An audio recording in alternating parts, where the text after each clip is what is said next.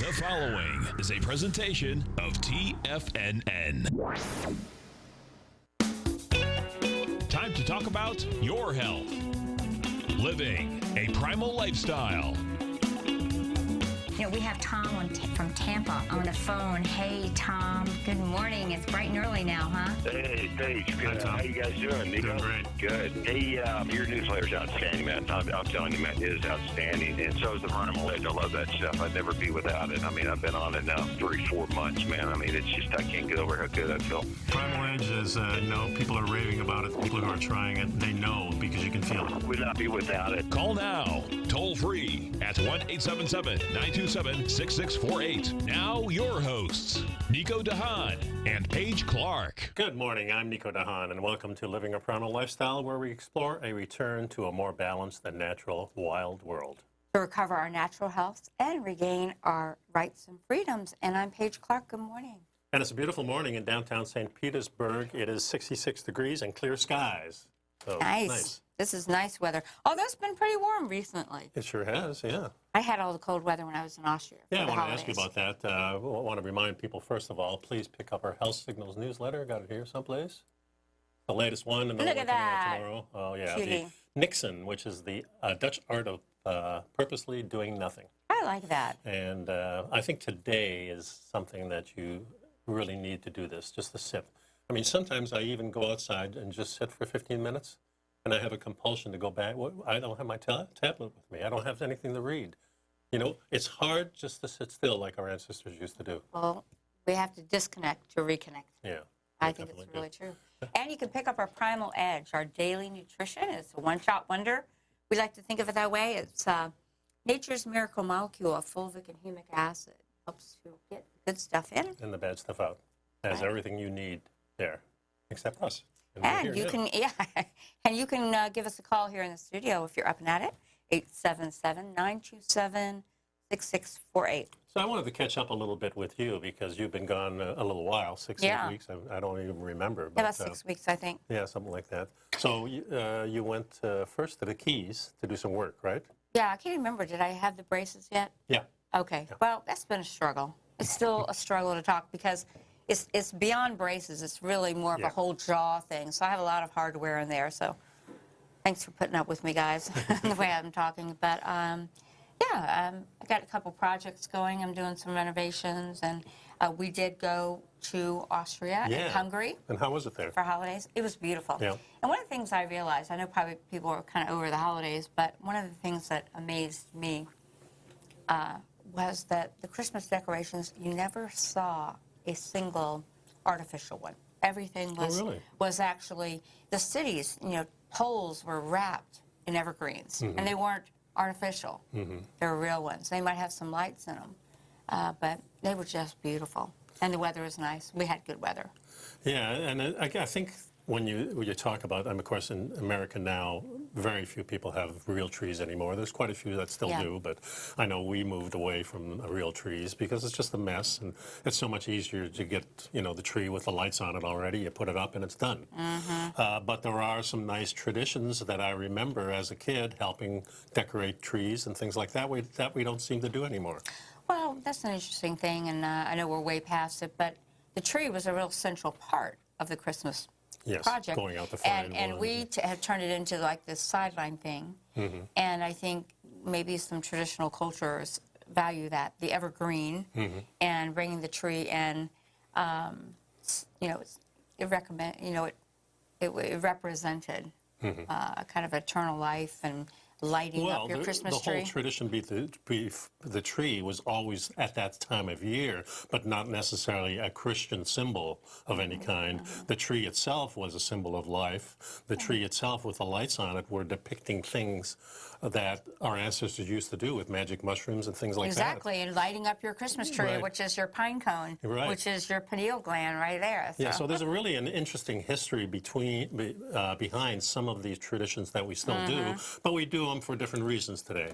That's exactly right. So what else did you find in Austria that was... well, actually, first time I went to Hungary. Okay. And had, with some family, we had a traditional Hungarian dinner one night, and then another night we went up into a castle, and we had a 5-course meal and had violinists and cello players at our table, and that was amazing. So we had real comfortable home family style, and then we went to a fancy restaurant.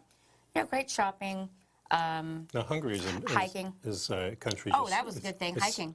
Oh, yeah. I mean, for me, after my ankle injury, I did a three-hour hike out, 3 hours back. Beautiful. It was beautiful. It was a little bit of snow. Made it a little cautious. Hungary is what, southeast of Austria?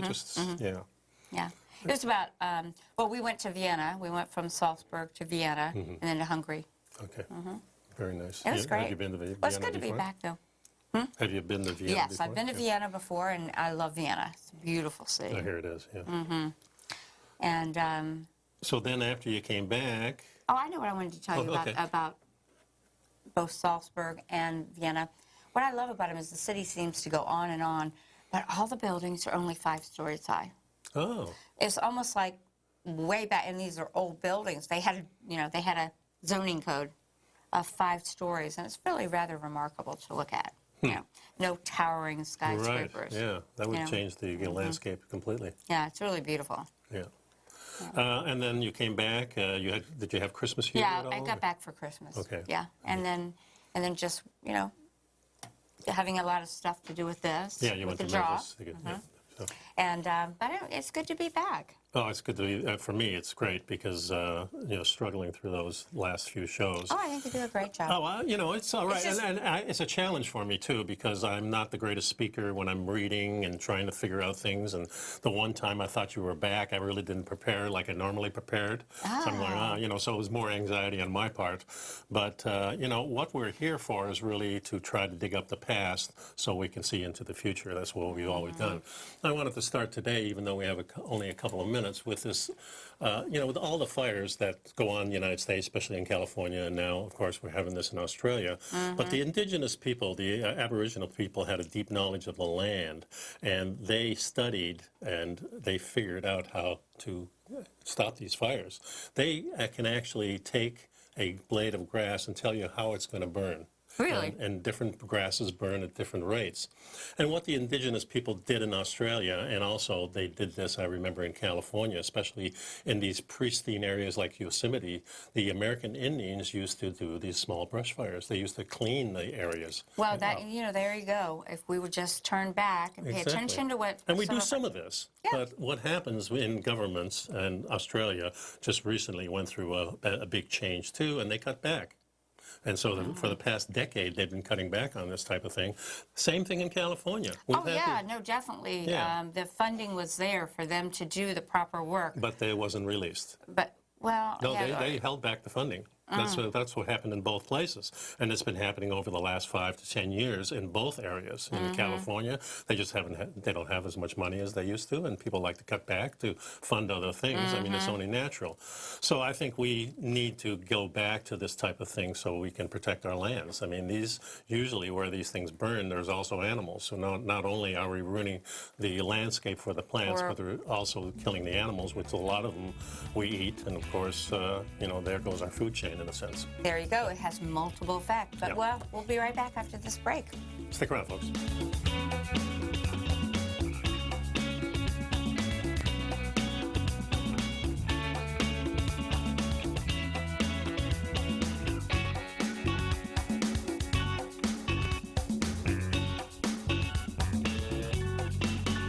You know what's cool? Taking something that's good for you. Something specifically formulated to help with weight loss, better sleep, stress reduction, and the need to detox. Nico, our hunter and gatherer ancestors found all their nutritional requirements for health in their wild environment. But today, our food sources no longer contain the vitamins, minerals, and nutrients our bodies need to stay healthy and strong. That's why we need Primal Edge Daily Nutrition. It includes a special blend of ionic, soil-based vitamins, minerals, fatty, and amino acids in an easy-to-use liquid form. Primal Edge is powered by highly concentrated fulvic and humic acids, nature's preferred delivery system. They've been called miracle molecules because, like sunlight, air, and water, life cannot exist without them.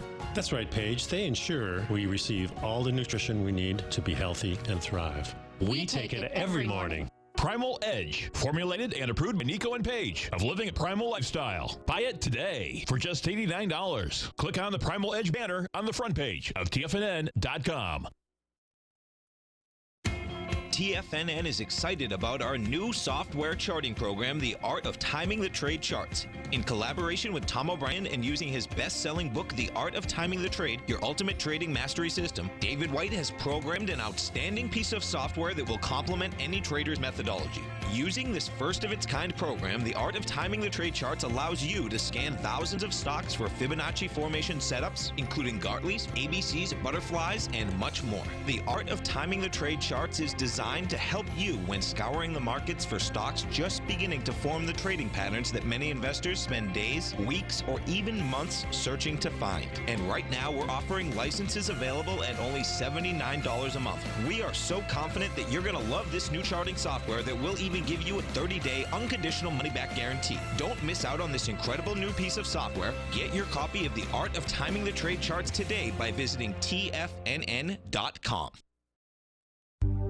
Will the S&P 500 continue to climb? For bold trades on U.S. large-cap stocks in either direction, trade SPXL, SPUU, or SPXS. Directions Daily S&P 500 Bull and Bear Leveraged ETFs. Direction Leveraged ETFs. An investor should carefully consider a fund's investment objective, risks, charges, and expenses before investing. A fund's prospectus and summary prospectus contain this and other information about Direction shares. To obtain a fund's prospectus and summary prospectus, call 866-476-7523 or visit directioninvestments.com. A fund's prospectus and summary prospectus should be read carefully before investing. An investment in the funds is subject to risk, including the possible loss of principal. The funds are designed to be utilized only by sophisticated investors such as traders and active investors. Distributor Foreside Fund Services, LLC. Call now, toll free at 1-877-927-6648. Internationally at 727-873-7618. Here's something interesting in the BBC is, do the medications that we take actually change us? Many people turn to medications for maybe a physical problem, but researchers are finding that people are experiencing other changes that may not just change their body, but it may change their brain. Maybe we can paint a picture of a particular patient. What they experience. Well, one other thing is this one guy, he had diabetes. He signed up for a study to see if taking a statin, the kind of cholesterol-lowering drug, might help. So far, so normal. Those are normal things that people do. But soon after he began treatment, his wife began to notice a sinister transformation. A previously reasonable man became explosively angry. Out of nowhere, developed a tendency for road rage. And during one memorable episode, he warned his family to keep away lest he puts them in the hospital. Oh, that's pretty drastic. Oh, I've heard these stories of statins making people, well, it lowers their cholesterol so low that they become sort of mentally impaired. Well, one of the things you taught me is that cholesterol, we need this. Right. As we get older, these numbers rise because we need more because of the scarring that takes place in the arteries. Right, exactly. And the arteries really get the scarring from these proteins that hook up with sugar or PUFAs. PUFAs, yeah. Polyunsaturated fatty acids is probably more the culprit. I think sugar's been blamed. Yeah. Well, the protein plays a part in it. They have to bind with the protein molecule. So there's probably a protein, a fat, and then you have a little bit of sugar that irritates everything. Then it gets kind of sticky, and it sticks to the wall. And it actually causes little cracks and crevices in these walls. So what happens is the statin actually stops the cholesterol from coating that area like a drywall covering. Well, like you and I have said, the cholesterol is the fireman. Do you blame the fireman for the fire? No. No. Of course not. He's there to save you. Right. The fireman is there to save your life, and that's the same story with cholesterol. But we digress. Anyways, the long story short was this patient stopped driving. He got paranoid about driving. Even as a passenger, his outbursts even forced his wife to abandon their traveling journeys in the car together. And afterwards, she'd leave him alone to watch TV, and he'd calm down. And she became fearful of her own safety. And then he said, wow, I noticed that all these things, crazy things that I'm feeling, all happened when I got into the drug study. And this becomes important because if you're going to start taking something new, especially something that's experimental or something that's part of a experiment type of thing, like a research, that you keep track of what's going on too. You keep track of how you started it, how you're going along. Yeah, the doctors may be doing that too, but for your own good, then you know when things start and when they That's don't start. exactly right, Nico. You can call it a big side effect, right? So when you take something to address a concern, that's the big issue. So many drug solutions actually end up producing other effects, which cause the need for another drug. Yeah, he says other people have not been so lucky. Over the years, this author collected reports from patients across the United States, tales of broken marriages, destroyed careers, and a surprising number of men who have come unnervingly close to murdering their wives. My goodness. In almost every case, the symptoms began when they started taking statins, then promptly returned to normal when they stopped. One man repeated this cycle 5 times before he realized what was going on. And here's another one, antidepressants. Right. They may not just lighten the moods, they may also decrease expressions of neuroticism. That could be good. Yeah, because a lot of people who get depressed get anxious. You know, like the hand wringing, you know, washing their hands and doing something repetitive, more of an anxiety, like a tick kind of thing. I remember my sister, when she was on some of these drugs for her cancer, that she would get neurotic and stand in a corner and try to talk to herself and try to organize her mind, and it was just like a useless thing. I only saw it once, but it's kind of like a heartbreaking when it's somebody so close to you. And then, of course, she passed away. No, that was so sad. So we're all familiar with the mind-bending properties of psychedelic drugs, but it turns out that ordinary medications may be just as potent. So take a look at it. Isn't that funny? That's a really strong point. I mean, we tend to think that only illicit drugs are dangerous or cause strange things, but in fact, this is not true. And a lot of the illicit drugs that now are not illicit anymore. I mean, marijuana, even mushrooms, and lots of things that people have been taking for thousands of years. You know, the other drug that I think people are not aware of, this is an over-the-counter drug. Its trade name is Tylenol or acetaminophen. Right. There's been talks about how that not only is dangerous to the liver, can damage, particularly after alcohol and that kind of a thing. Right. Yet when do people take Tylenol? When they have a hangover or something. Worst thing, I think, that you can do. People take it for headaches too, and it seems to work for women more than men. It's kind of interesting because it's not really made for that. It's made for more muscle pain, right? Well, I think so. I will say that I've also, the thing that concerns me is there's been documentation that acetaminophen causes a distancing. The person becomes a little apathetic, distant, emotionally. I think it's a concern. Yeah. Here we go. From paracetamol, known as acetaminophen in the U.S., to antihistamines, statins, asthma, antidepressants, there's emerging evidence that they can make us impulsive, angry, or restless, and diminish our empathy for strangers. That's what they're tying. Okay, back in 2011, a French father of 2 sued pharmaceutical company GlaxoSmithKline, claiming that his drug for Parkinson's disease was turning him into a gambler and a gay sex addict. Boy, that's really, quite a side effect. Not only are a sex addict, which may not be too bad, you know, but a gay one, then we're switching everything here. Then in 2015, a man who targeted young girls on the internet used the argument that the anti-obesity drug Doramine made him do it. Yeah, every now and again, murderers try to blame sedatives or antidepressants, and it may be that these things that are what put them over the edge. It's possible.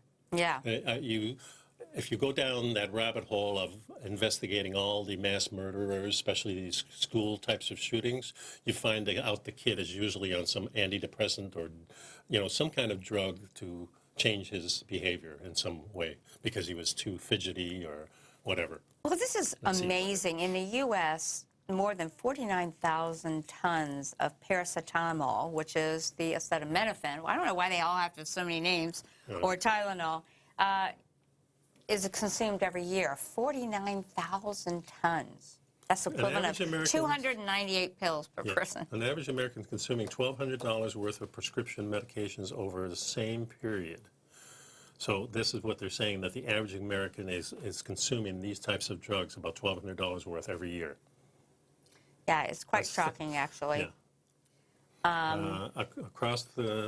As the globe population ages, our drug list is set to spiral even further out of control. In the UK, 1 in 10 people at the age of 65 already takes 8 medications every week. Yeah, so it really is concerning that I think we get focused on our illicit drug problem. There's no doubt that we have problems, particularly here in Florida, you know, pain clinics and so forth. Yeah. But I think we need to look at what's happening with the approved drugs, and are we really just being guinea pigs or profit margins? Yeah. I want to go over this story. I mentioned that about Tylenol. I feel like it's really abused. I know that's a brand name, acetaminophen, but I want to tell this one story when we get back, and then we'll go Sounds on. good. We'll be right back after this break.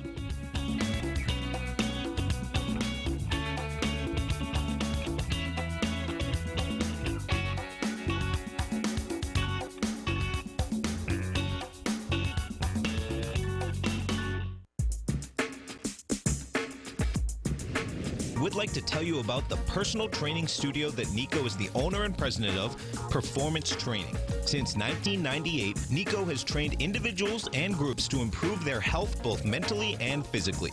As a certified personal trainer, Nico's main focus is on demonstrating exercises correctly to avoid injury and teaching his clients how to manage their past injuries while getting the most out of their personal training sessions. The Performance Training Studio is filled with unique training equipment that enhances balanced results at a faster rate while minimizing damage and discomfort. For more information, you can give Nico a call at 727-418-8740 or email him at nico@tfnn.com. Let him know you heard him on TFNN and save up to $100 on a special package just for TFNN listeners. Act today.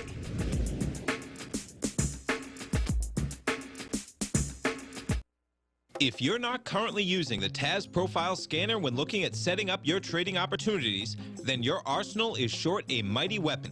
The TAS Profile Scanner is a standalone piece of software that instantly filters over 2,500 global financial markets such as stocks, ETFs, commodity futures, and Forex. Headed by Steve Dahl, TAS understands that in today's technological world, the use of top-flight software applications and technical analysis expertise is essential to successful trading in today's market. You also gain access to the webinar that Steve Dahl and Tom O'Brien just hosted, The Best Way to Use the TAS Profile Scanner to Profit. This webinar archive is available for all subscribers immediately upon signing up. All new subscriptions also come with a 30-day money-back guarantee, so you have nothing to risk.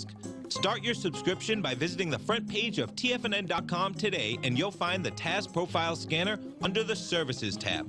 Sign up today. Are you in the market for buying or selling real estate in the Bay Area, including the surrounding St. Petersburg, Tampa, and Clearwater markets? Tiger Real Estate LLC is a firm that has extensive experience in the Tampa Bay area. Whether you're looking to sell your current property for maximum value, or you're in the market for a second home or investment property, Tiger Realty has the experience across all areas of real estate in the Tampa Bay area to help buyers and sellers make the most informed decisions across all price levels. From the price you should be paying per square foot in certain up-and-coming areas to the type of cash flow investment properties are capable of creating, Tiger Real Estate can help you make the best decision when it comes to all areas of the market. Before you make one of the biggest decisions of your financial future, call Tiger Real Estate LLC today at 727-329-8322 or email us at tiger@tfnn.com. That's 727-329-8322. Call us today. This segment is brought to you by Think or Swim. For more information, just click the Think or Swim banner on the front page of TFNN.com. We're talking about how medications can change who we are. And this one researcher from Ohio University, Dominic Miskalski, was studying the effects of the drug better known as acetaminophen, or brand name, say Tylenol or something like that, has also noticed some real changes. There's a remarkable gap in the research, he says, but when it comes to the effect of medications on personality behavior, he says we know a lot about the physiological effects, but we don't understand how they influence the behavior. And his own research uncovered a sinister side of paracetamol, which is acetaminophen. And he said, for a long time, scientists have known that the drug blunts the physical pain by reducing activity in certain brain areas, such as the insular cortex. And that's an important role in our emotions. And these areas are involved in our experience of social pain, and intriguingly, paracetamol can make us feel better after a rejection. Really? Wow. And the recent research has revealed that this patch of cerebral real estate is even more crowded than anybody previously thought. Right. Because it turns out the brain's pain centers also share their home with empathy. So there you go. You might blunt your own pain, but you'll Won't be empathetic anymore. You won't be empathetic to other people. Yeah. And this is a real big concern. Now, I think what they're saying in these drugs, this is people who use these drugs all the time. This is not something if all of a sudden you're someplace, you got a headache and you take this, and then that's over with, and then it doesn't quite stop. One of my that mentors way. always explained, drugs inhibit enzyme reactions and block receptor sites. So how does it work? They're able to block the receptor site for pain, but Which is shared with empathy. So, we're really messing with some very dangerous things. And he wondered whether, he wondered if this was what was happening. And his recent research has revealed that it has that same real estate. But, for example, on MRI scans, functional MRI scans, they've shown that the same areas of the brain become active when we're experiencing positive empathy, pleasure on other people's behalf, as when we're experiencing pain. That's really scary. Yeah.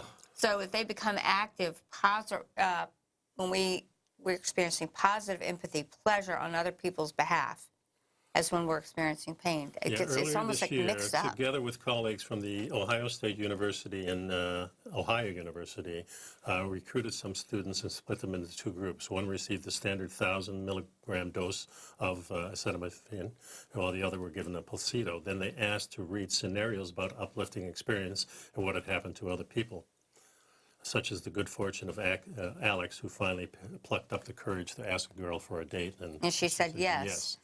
So the results revealed that the drug significantly reduces our ability to feel positive empathy, a result which implicates for how the drug is shaping our social relationships of millions of people every day. So we just watch stuff and we don't really feel happy about it. So maybe this is leading us to research more and more. Is this why we're always on these social media things? Now we're trying to get a reaction out of our body, and our body is so limp, it's just going, it just sounds crazy to me. A lot of people are taking these drugs. Are we becoming zombies? Oh, have we heard about the zombie apocalypse? Have we heard that? Well, it's been on TV for the last 20 years, so yeah, I have. But one of the things I'm thinking about here is that if you're just taking this once in a while, I don't think it's going to be, but there's a lot of people that not only take this drug, but I mean, if you do this to any drug, just plain aspirin, and take it all the time. I mean, I was in an office 30 or 40 years ago, and this big, heavy-set woman, and she had all kinds of aches and pains, and every 2 hours she'd take 3 or 4 aspirins. What's this doing to the inside of her body? I mean, it is an acid. It's so interesting. There are so many people that believe that may have been implicated in the 1918 plague. Have you heard of that story? I have a story in here, yes. And then there's other people that believe it can be wonderful for us to take as a prophylactic for things. We've heard the story of people taking it, but a lot of older, for heart prevention, there's much safer. The half a dose thing, yeah. Yeah, there's much safer things that can keep the blood thin, because a lot of older people, who are the people most at risk for that, will end up having an internal bleed. So you just have to wonder, what is the right choice sometimes? Well, it's the same thing with the statins we're talking about now. How many doctors' wives are taking statins at 55? A lot of them, because they said this is a precursor. This is something you need to take so you won't have that problem later on. Right. And how many people are taking, all these vitamins and things that we take, from over-the-counter drugs to all these vitamins that may not be doing us any good? I mean, it is an epidemic of us taking medications. There's no doubt about it. Oh, yeah, I think so. And, one of the reasons medication can have such a psychological clout is that the body isn't just a bag of separate organs. That's what we're saying.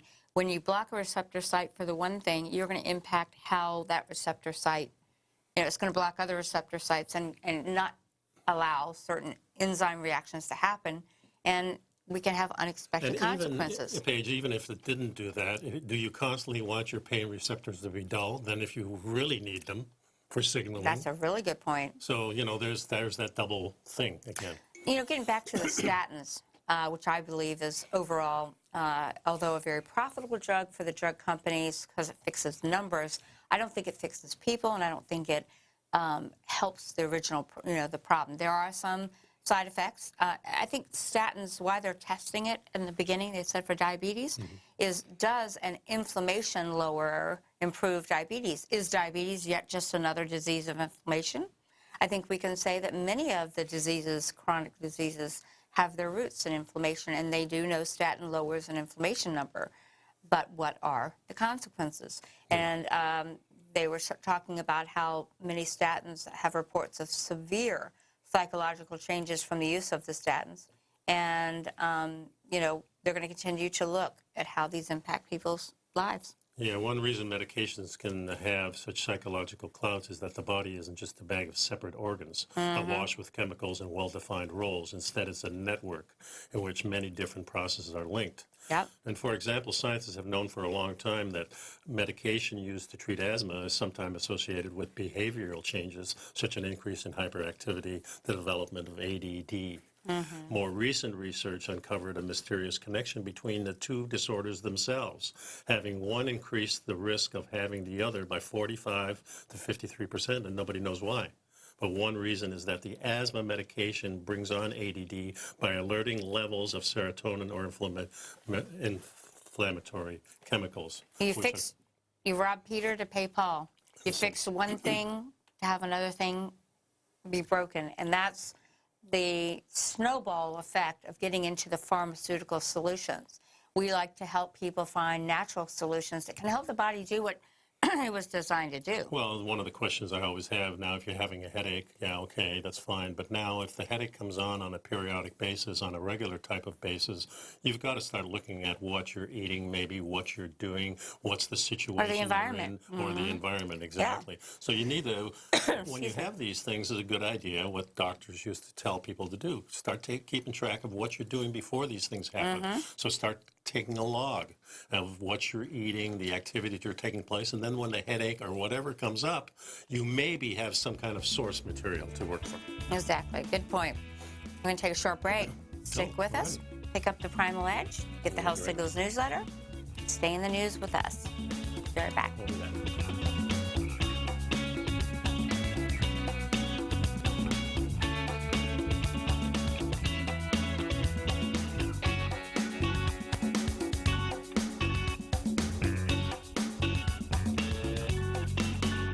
You know what's cool? Taking something that's good for you. Something specifically formulated to help with weight loss, better sleep, stress reduction, and the need to detox. Nico, our hunter and gatherer ancestors found all their nutritional requirements for health in their wild environment. But today, our food sources no longer contain the vitamins, minerals, and nutrients our bodies need to stay healthy and strong. That's why we need Primal Edge Daily Nutrition. It includes a special blend of ionic, soil-based vitamins, minerals, fatty, and amino acids in an easy-to-use liquid form. Primal Edge is powered by highly concentrated fulvic and humic acids, nature's preferred delivery system. They have been called miracle molecules because, like sunlight, air, and water, life cannot exist without them.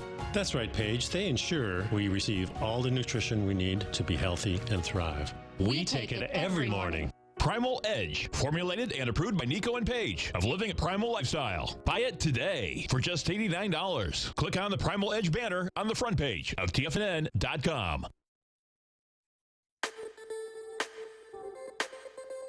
The gold market has taken off topside in a large way in 2020. If you want to take advantage of this sector, now is the time to subscribe to my gold report. The gold report took profits in 4 of its equities in the gold portfolio in the first week of January for a combined profit of 99.2%, with 2 positions left in the portfolio that have a profit of 67.5% as of January 7th. The Gold Report is a comprehensive look at the metals sector as well as the markets that move gold, which is the currency and bond markets. New subscribers get a 30-day money-back guarantee, so you have nothing to lose. Every Monday morning, I publish the Gold Report with coverage of gold, silver, bonds, the XAU, HUI, GDX, as well as more than 30 different mining equities. To see for yourself the types of profitable trades that are recommended within the Gold Report, sign up now by visiting TFNN.com. Don't miss out on the next great gold trade. Sign up today.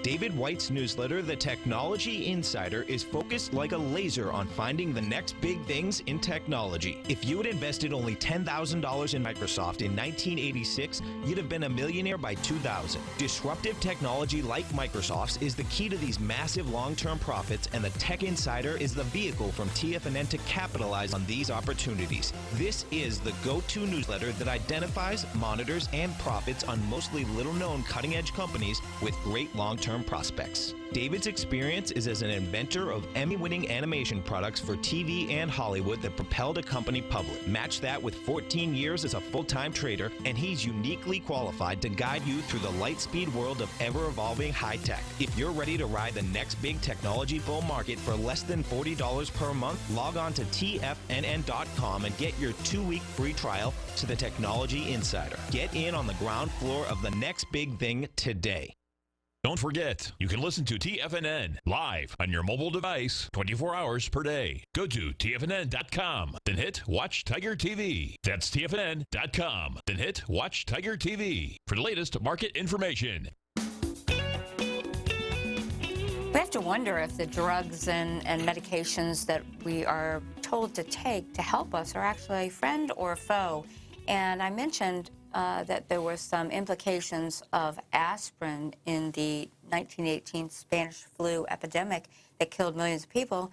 But here's another article that talks about something else. Did a military experimental vaccine in 1918 kill 50 to 100 million people? Were they blaming it on the Spanish flu? And let's give a little introduction, maybe, Nico. Well, the Spanish flu killed an estimated 50 to 100 million people, like you said, during 1918 and 1919. What if the story you've been told about that pandemic isn't true? Yeah, what if it's not instead true? The killer infection was neither flu nor Spanish in origin? So newly analyzed documents reveal that the Spanish flu may have been a military vaccine experiment gone wrong. Very interesting. Looking back on the 100-year anniversary of the end of World War I, we need to delve deeper into solving what actually happened. There were more soldiers that died from this disease than actual bullets in World War I. That's pretty amazing. Spanish flu was neither, we said that already. Initial outbreaks can be traced to U.S. military bases. A bacterial vaccine experiment on soldiers at Fort Riley, Kansas, is one of the military epicenters of the epidemic. I've always been very sad. I feel that our military are often the victims of vaccine experimentation because there's really no testing to prove that they're safe or effective, so they just give them to our military because they can control that population and study it. It's really sad. Yeah. And so the serums, antitoxins, and vaccines used on soldiers were made in the horses at the Rockefeller Institute That name in comes New up. York and in New Jersey. The same horses were used in the preparation of diphtheria, tetanus, and antimeningococcus serum. The same horses, multiple pathogens. And when World War I ended on November 11th, 1918, soldiers returned to their home countries and colonial outposts, spreading the killer bacterial pneumonia worldwide. And during World War I, the Rockefeller Institute also sent similar batches of this meningococcus serum used at Fort Riley to England, France, Belgium, Italy, and other countries. Yeah, It sounds rather calculating, doesn't it? It does. And what if pathogens transferred from these horses to humans in mass quantities in ways that they had never transferred before? Or were they? This is the question. Humans and horses have interacted closely for centuries, but horse serum has not been injected into humans in that way before, bypassing the human immune system. So they use the horses as the serum base. Well, whether it's horses or chickens' eggs or other undescribable things. They use a lot of stuff in vaccines. In 1919, a Dutch military veterinarian named Captain Emile Bemmelmans developed an extensive theory on the relationship between human and animal influenza. He argued that the human flu and the so-called infectious disease of the breast of horses is exactly identical in bacterial dermal types of senses.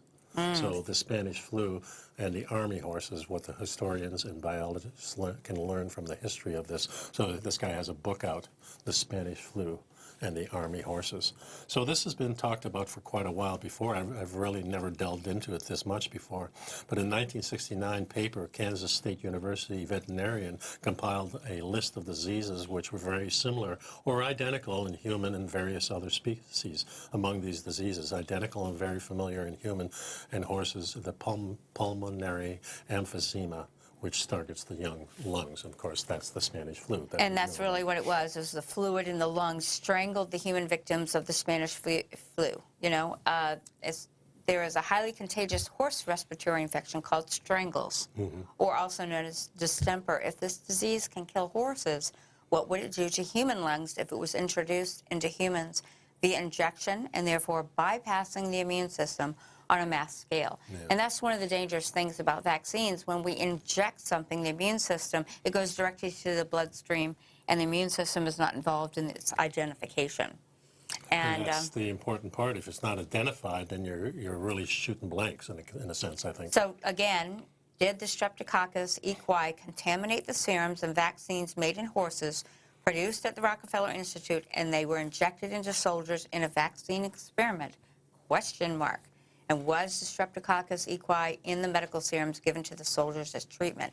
Was it some other pathogen which species jumped? Well, here's something, too. Now, I've got this other article that you found. The number of confined H1N1 flu cases doubled over one weekend. They're saying that aspirin may be the enhancer of the 1918 pandemic. Yeah, well, that's a whole other story because, you know, really what they're saying, this was, again, a comedy of errors where they're trying things. Was the vaccine experimentation, the tinkering, was that what really killed the 50 to 100 million people 100 years ago? And were there other players? So think about whether this was a bacterial infection. It can create what you might call a cytokine storm, where the body mounts its white blood cells. And did aspirin interfere, you know? Yeah, because now all of a sudden you're quelling all these symptoms. Yeah. And maybe it just stopped part of it and let the other parts go on. And this is kind of what they're saying in this story, which is called The Number of Confined Flu Cases. Well, that's actually from the British... That's a response? No, that you're reading something else. Oh, okay. The rapid response was where somebody, when I Googled this, aspirin, someone was responding that it was involved. Okay, to this, the article that we were reading before. Okay, so that makes sense. So, So well, that's interesting. Yeah, let's cover that a little bit, and then I have to come back to that article because... They say in the first month of, in October 1918, the highest mortality rate was recorded. Even 5 to 10 grains of aspirin tablets every 3 hours was more... Okay. I found this on the web for the first month of October 1918. How'd that happen? I wasn't even touching it. I don't know. Well, you know how the devices phones... are listening, I'm telling you. This Are is you proof, kidding folks. me? Oh, Yeah, wow. exactly. That really happened. That was wild. Well, they were using aspirin to help treat the infections with soldiers. And what was happening is, because of the firm epidemiological evidence for aspirin as the major cause of Ray's syndrome, the use of aspirin in children is banned in most countries. So again, when your body is having an infection and it's mounting a response, the aspirin can actually make it worse. And that's where they're saying, and this person says, I'd like to mention the possibility that aspirin, again, not necessarily saying aspirin is bad, but in this situation... No, but it's probably lowered the inflation just enough to make you feel better, but not enough to stop it. Kind of like, you know, when we do prescription drugs. This guy refers to it as the enhancer of the virulence in the 1918 pandemic. During the 18 months of so-called Spanish flu pandemic, millions of people died worldwide, and it was the highest, as we know. They were looking at the curve of it, but no adequate explanation of this mortality pattern has been presented. A very unusual mortality pattern.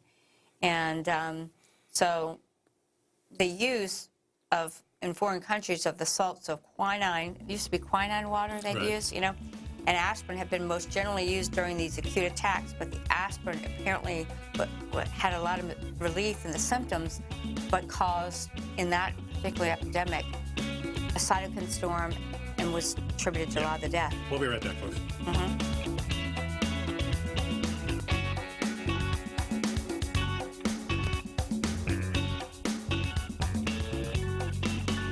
I'm certain you are or strive to be one of the best at everything you do in life. It's the most common trait that we tigers and tigresses share. If you're looking to become the best of the best when it comes to managing your money, let me teach you to do what most wealth managers tell you can't be done, which is how to time the markets. I'm Steve Rhodes, author of Mastering Probability, and for the last 12 months, Timer Digest has been tracking my newsletter signals, which have earned me the ranking as their #1 market timer in the nation for the S&P 500 for the last 12, 6, and 3 months. Timer Digest also ranks me as the #1 market timer for gold as well. The fact is, markets can be timed, and I'll teach you the exact set of tools that I use that has transformed me into one of the best at what I do. Sign up for Mastering Probability today by clicking on the newsletter tab on the homepage at TFNN.com and get immediate access to workshops where I take you step by step how to use an extraordinary set of tools as well as provide great market calls too. Sign up today. Hi folks, Tom O'Brien here. If you'd like to get my daily newsletter, Market Insights, then now is a great time to sign up for a 30-day free trial. Every morning by 9:30, I send out my morning letter to subscribers with market commentary on a variety of markets, currencies, and commodities to keep investors up to date on the day's trading action. Included in Market Insights are specific buy and sell recommendations for stocks, ETFs, and even options, with stops and price targets included for every trade in my newsletter. If you'd like to try my newsletter risk-free for 30 days, then head over to the front page of TFNN and you'll find Market Insights under Trading Newsletters. I use my years of trading experience to bisect and dissect the market every morning and give my subscribers the most important information they need to know for the day ahead. I even issue afternoon updates to my subscribers whenever warranted with important market action. I'm always scouring the market for the next great trading opportunity. Sign up for your 30-day free trial to my daily newsletter, Market Insights, today by visiting the front page of TFNN.com. Wow! Go get 'em, folks. TFNN has put together the best lineup of live content for traders by traders every market day, featuring some of the most knowledgeable and respected minds in the business. TFNN broadcasts 5 days a week live from 9 a.m. until 5 p.m. Eastern Time. We have live programming every market day during market hours. Every morning, Larry Pesavento kicks off the trading day live at 9 a.m. and breaks down the opening bell with Trade What You See. At 10 a.m., Tom and Tommy O'Brien host the TFNN Bull Bear Trading Hour, followed at 11 a.m. by the team at TD Ameritrade and Thinkorswim with Fast Market. Basil Chapman hosts the Tiger Technicians Hour at noon, Steve Rhodes at 1 p.m. with the Trader's Edge, Dave White at 2 p.m. with the Power Trading Hour, and Tom O'Brien anchors the daily lineup from 3 till 5 as host of the Tom O'Brien Show. Tune in to TFNN's Tiger TV on your computer or mobile device, and you can always find us streaming on YouTube. TFNN.com, educating investors. And welcome back. I just have this last thing. A woman who switched the vegan diet for eating brains says she feels great. That's not the only thing she eats, but the main thing I wanted to get across, take a look at this picture. She looks so vibrant. This is when she was a vegetarian. She was for about 12 years, then a vegan for like 3 more years. But you can tell just the vibrancy in her now that she's back to eating meat, and mostly meat. But I wanted to show, organ meats. Yeah, organ meats, brains, everything. So she says Natalie was diagnosed with a thyroid condition, had constipation, was bloated, suffered from hair loss, scalp, eczema, sensitive teeth, brain fog, and developed joint pain so severe she struggled to hold a glass of water. These are signs of people who are having a thyroid disorder, and as she mentioned, the thyroid is our regenerative energy, and I see so many people that are going into a vegan or a vegetarian lifestyle over an extended period of time, and this is the same story you see. Yeah. Well, look at the hair. This is really what I wanted to show you. This is before, when she was a vegetarian, and now. And the same thing happens to me. My hair is just vibrant. It's easy to take care of. Never any dandruff. The skin is good. The teeth getting better. My eyesight's getting better.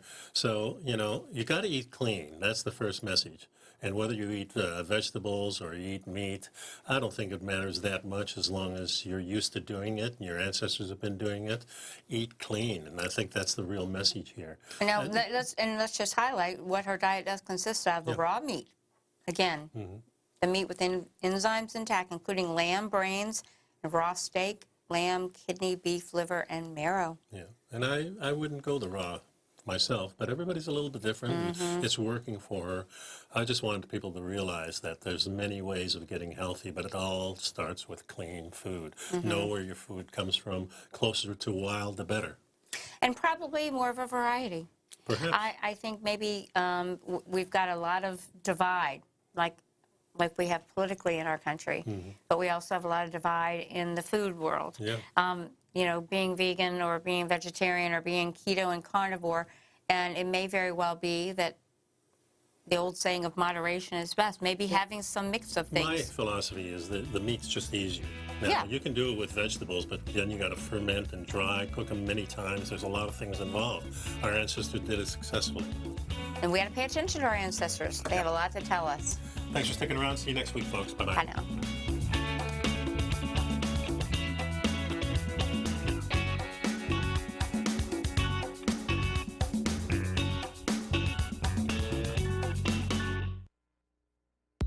If you haven't checked out the newsletters page of TFNN.com, what are you waiting for? All of the TFNN newsletters are informative, up-to-date, affordable, and a must-have for every trader looking to gain a competitive informational edge in today's markets. TFNN newsletters cover every aspect of the markets to offer you the very latest in market news. Plus, new subscribers get to test drive our newsletters risk-free for 30 days. From all aspects of the markets, including stocks, bonds, metals, commodities, and tech, there's a newsletter to fit your needs exclusively from TFNN. Stay informed each day you trade and get that competitive edge that will help you stay ahead of the game. Visit our newsletters page by going to TFNN.com and click the newsletters button near the top of the page. TFNN.com, educating investors.